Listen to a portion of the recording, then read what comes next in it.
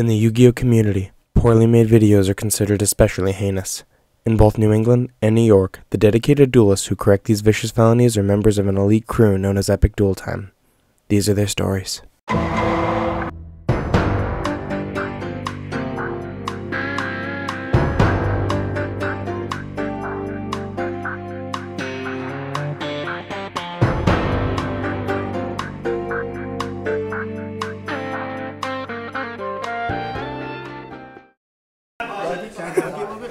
Absolutely. All right, Epic Duel Time. We got a deck profile. This is insane. This deck is just insane. It is using, I'll let him explain it. It's just shenanigans. It's anti-meta shenanigans. We're going to get right down to the profile. Definitely anti-meta shenanigans.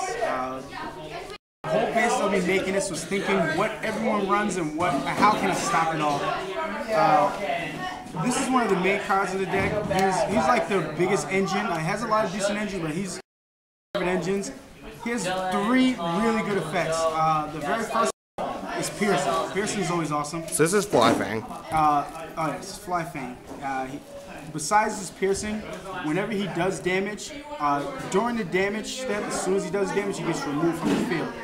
And after he's removed from the field, he comes back during my standby phase. So what he does is he can damage and he can get out of the way and he doesn't come back until your turn's over. So he's unaffected by most anything unless you can stop him from attacking. And most people won't stop him from attacking. This is 1600 attack.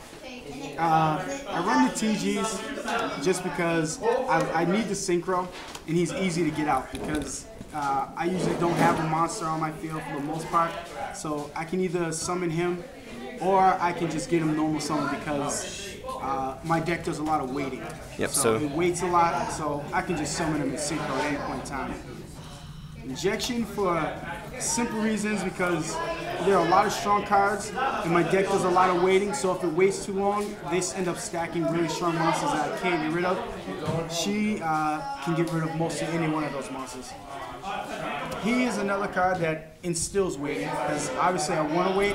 So one of the things is if I can have him on the field and him jumping on and off the field, it's almost impossible to get through me because most people don't have a card to deal with this because most people don't play it.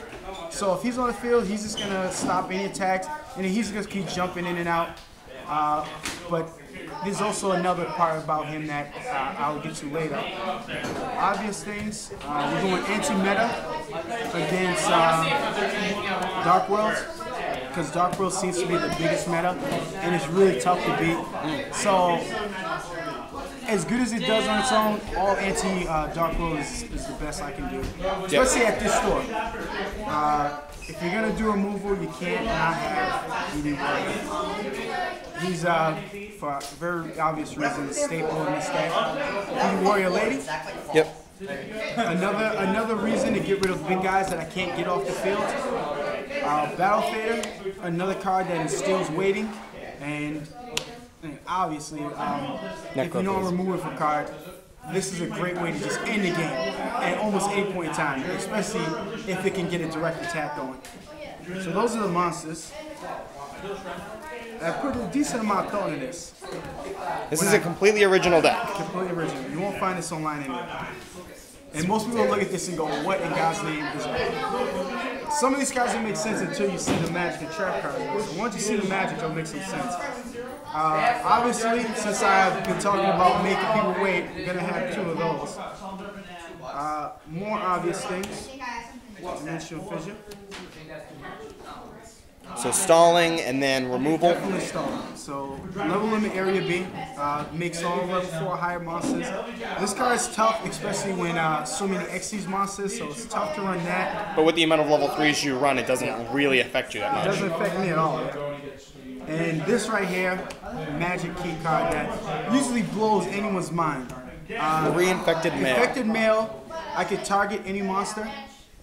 When it attacks, it does battle damage, it gets sent to the graveyard. But since I'm removing things from play 9 out of 10 times, it gets removed from play instead. Mixed with DD Warrior, he's going to come back. That's Survivor, right? Yeah, DD Survivor. Okay. He's going to come back at the end of every one of my turns. And mixed with this is unbelievably devastating because he's going to attack directly He's gonna hide, and he's gonna come back at the start of my standby phase, and he's gonna keep doing that unless you can stop him from attacking. So that's what the magic of effective nail is. Pot of Duality, I'm gonna get some charm. Dark Hole, because like I said, I wait a lot, and I just have to clear the field on times when I can't get rid of the big monsters. Lightning, and that's it for the magic and traps. Well, just the magics, right? I mean, just the Yeah. magic and traps.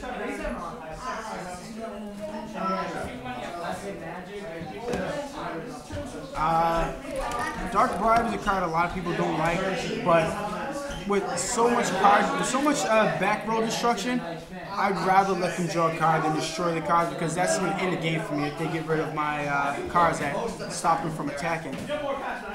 Mirror Force, obvious reasons. Torrential Tribute. 2 Bottomless. I went with the Bottomless instead. Even though I own 2 warnings, paying 2,000 on my own, it just didn't seem smart. So I went with the Bottomless instead. Keep it in effect with all the removal from play. Since I said so much, I'm obviously going to keep Starlight Road so that Heavy Storms and any other card that's going to destroy multiple cards isn't going to really do any damage. That's always a must. 3 G-Bind, of 3 course. G-Binds, and of course 3 Necrocosmos. That's it. Alright, and then what's the extra? Extra. Oh, man. There's actually a lot of thought into that shit. This deck is ridiculous. Oh my goodness. There's a lot of thought into this shit. That is in unison, too. I have a decent amount, but I mean, I own them all, and I just keep them in there. So I mean, I can ones like that I don't use. He's a guy that I will use. With the amount of level 3s and then using TG Striker, you're going to go into 5. TG Striker, I'm going 5 always.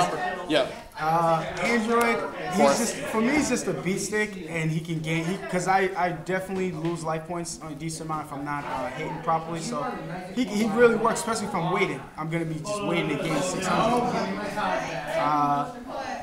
Grounded, I hit 6 slot because I always have a GD Warrior and Striker, so I really stack up on the 6 and the 5. So 5 and 6 is really the number you play off of. I'm gonna save him for last. Obviously for the B stick, and this guy right here, he's won me so many games for the simple fact that he's just everything's getting removed from play. It's not going to the graveyard. So if he does direct damage, he's gonna hurt you. Yeah. Especially if I use it to attack directly. That's 25, and he's gonna do the top 3. Black Rose. Stardust, obviously, if I'm running Starlight. I've never gotten this out.